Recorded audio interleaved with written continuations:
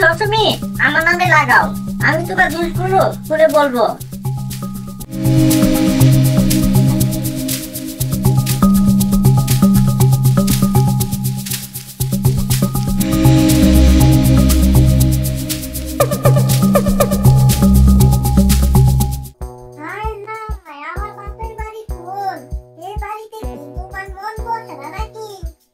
ভাই এতটা খারাপ ভাবে বলছেন কেন?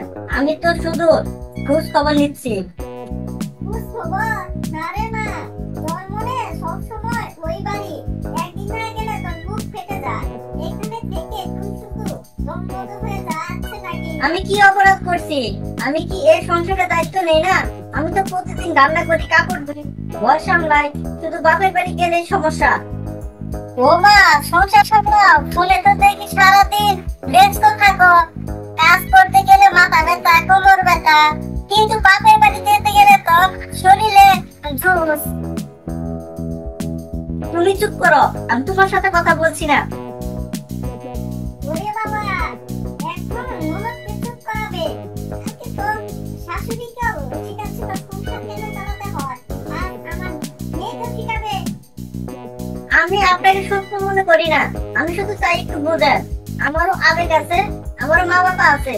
আমি যদি তাদের কাছে যাই, তাতে এতে রাগ করার কি আছে? কি হয়েছে আবার? সারাদিন অফিস করে মাথা খারাপ করে বাসায় আসি, বাসায় এসে শান্তি পাই না কেন? শান্তি এই মেয়ের জন্যই শান্তি নেই। সারাদিন বাপের বাড়ি সংসারটা যদি ভাঙে, তাই এই মেয়ে। হ্যাঁ, আমি দোষী, আমার মা বাবা আছে বলেই দোষী। আপনি কি চান আমি তাদের সাথে সম্পর্কে থাকবো না? তোমরা দুজন কি একটু মানিয়ে নিতে পারো না? আর মা, তুমি সবসময় অনেক সন্দেহ করো কেন?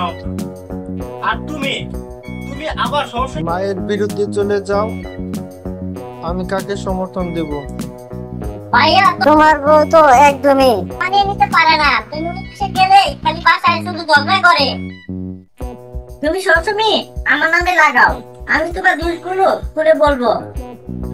ওরে বাবা, এতদিনে তার সঙ্গে হলো, একটু শাশুড়িকে শিখাবে, আমার মেয়েকেও অপমান করবে। আমি শুধু চাইছিলাম আমাকে একটু সম্মান দে। আমি বউ হয়েও যদি সব সময় খারাপ হই, তাহলে আমি এখানে থাকবো কেন? থামো, ঝগড়া শুনতে শুনতে আমার মাথা ফেটে যাচ্ছে। আর সংসার কি ঝগড়া জায়গা? বা তুই বাপের বাড়ি যাবি যাবি, এতে দোষ নাই, কিন্তু মনে রাখিস এখানে তোর একটা দায়িত্ব আছে। দায়িত্বটা আগে শেষ করবি, তারপর যা খুশি করবি। আর তুমি সবসময় মেয়েটা দোষ দেবে হবে? বৌমার যদি সুখে না থাকে, তাহলে ছেলেও সুখে থাকবে না। না বাবা, আমি চাই না এই ঝগড়া চলুক।